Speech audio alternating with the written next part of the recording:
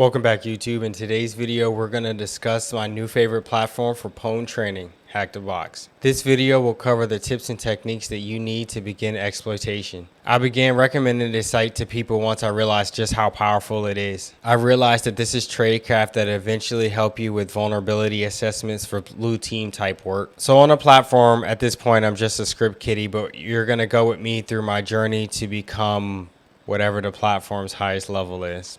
So let's get into it. All right, let's get to pwning legacy on HackTheBox. First, you're gonna need an account. So let's dive into it. So on the HackTheBox website, you'll need to go to hackthebox.eu/invite. And they used to have a hack site to get in, but now it seems that they've removed it. So we're gonna skip that process. So all you need to do is fill out the information, register, and then you'll end up here in this section. Now that you have an account, what you need to do is head over to the section where it says lab access. So you click on lab access. This window on the side will pop up. Right now we're gonna just do machines. What you'll wanna do is download the VPN and then put it on your desktop or wherever you would like it. Come back over to your machine and you will run sudo. It will look like this, sudo open VPN, whatever you named your open VPN file, and then press enter and you'll run it.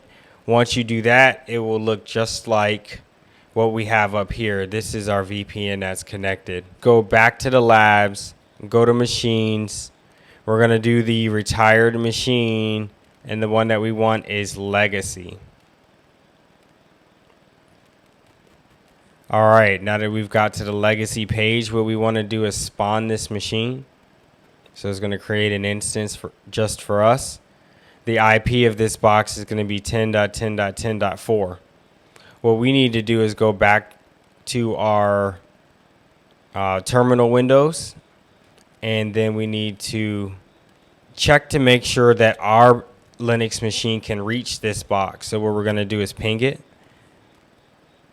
and see what we get. All right, all good. So we do have a successful ping to the box. What we're gonna do is come back to our terminal, and the first thing that we're gonna do is run our nmap. All right, in order to save time, I've already ran it, but this is what our nmap command looks like. And over here we have the output of the results. And so what we need to do is look through all of the information that it gave us and use that to develop a search in Google to find what we need. Okay, so in order to save time, like I said, we've already ran this. What we have is a detailed map of this machine, and we're able to use it to tell what we need to search for. So when I go over here, I'm gonna go to the browser.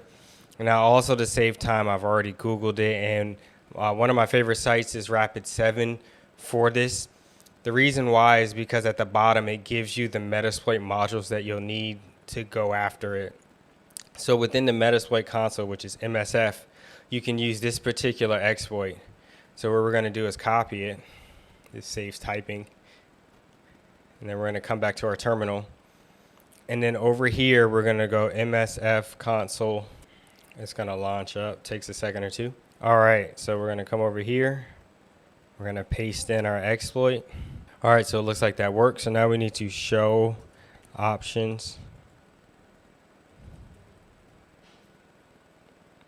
All right, it looks like there's some things that we need to change. So with that being said, we need to set L host to our IP, which is 10.10.14.15. We need to set our host to 10.10.10.4 and now run again.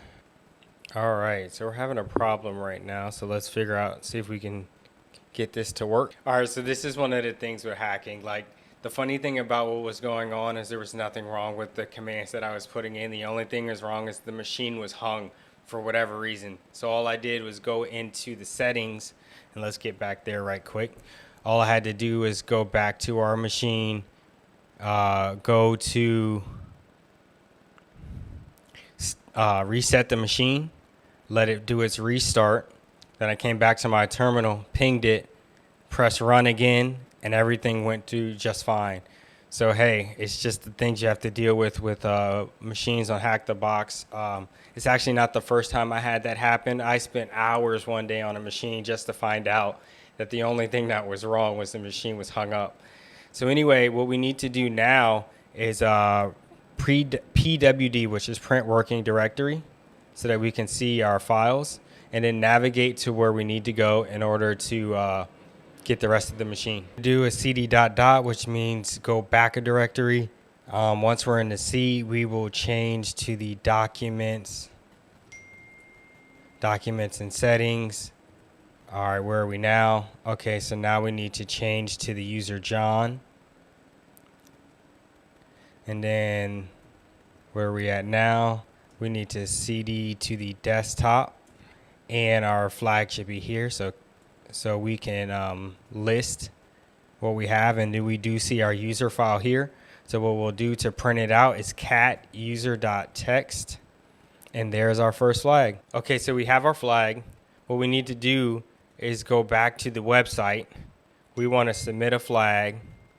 We're going to put that as plain text. Let's delete out the interpreter.